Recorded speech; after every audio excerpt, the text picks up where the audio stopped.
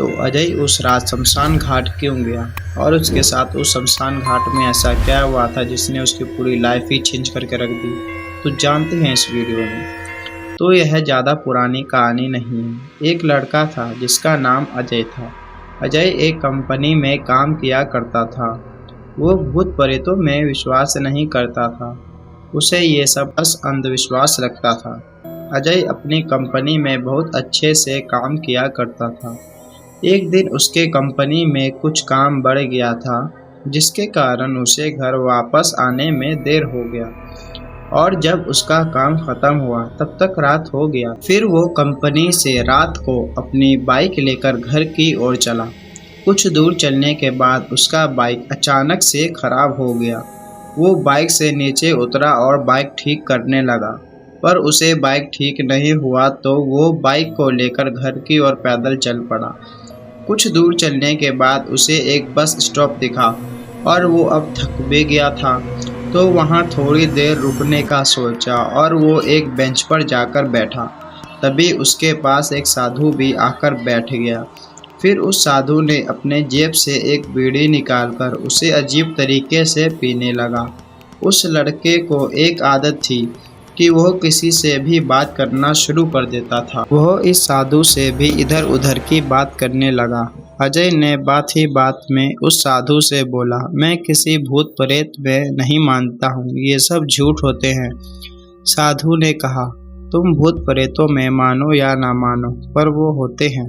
यह सुनकर अजय को हंसी आ गई। फिर अजय ने कहा, अगर भूत होते हैं तो क्या आप मेरे को दिखा सकते हो? साधु को अब गुस्सा आने लगा था। उस साधु ने अजय से कहा, अगर तुम देखना चाहते हो तो मेरे साथ चलो। अजय ने भी हाँ भर दिया और दोनों शमशान घाट की ओर चल दिए। अब रास्ते में अजय को थोड़ा डर लगने लगा था। फिर वह अपने डर को काबू में करा और चलने लगा। कुछ दूर के बाद दोनों शमशान घाट पहुंच गए। शमशान घाट में अभी कुछ लाशें जल रही थी। साधु ने अजय को एक जगह में बैठाया जहां कुछ समय पहले ही किसी की लाश जली थी। फिर साधु ने जमीन में एक कील गाड़ दी और एक सफ़ेद धागा बांध दिया। उस धागे का अंतिम सिरा अजय को पकड़ने को कहा।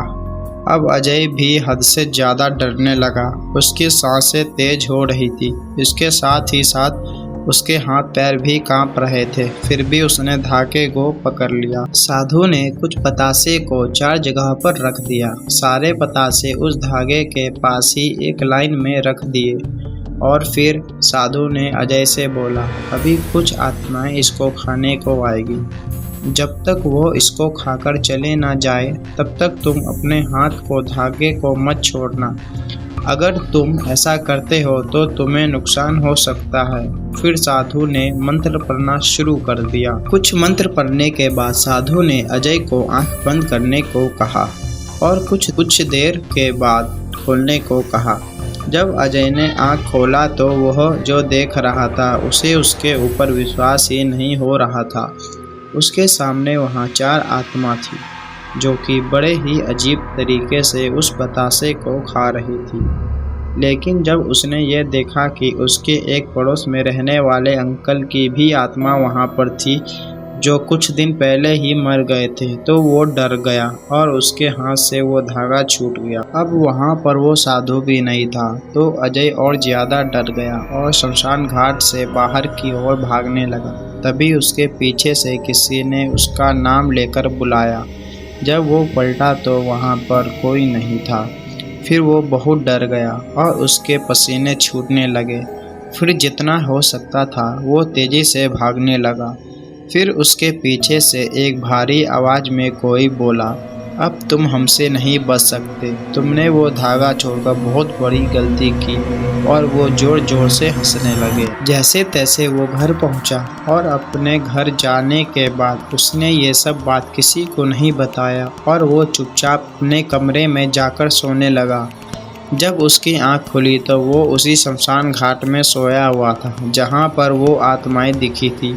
उस रात के बाद अजय दिमागी तौर पर पागल हो गया और उसका इलाज कोई भी ना कर सका। तो ये कहानी में बस इतना ही। अगर आपको वीडियो पसंद आई हो तो लाइक करें, और हम फ्यूचर में और भी हम कहानी लेकर आएंगे। अगर आपको वो सुनने में इंटरेस्ट है तो हमारे चैनल को सब्सक्राइब कर लें।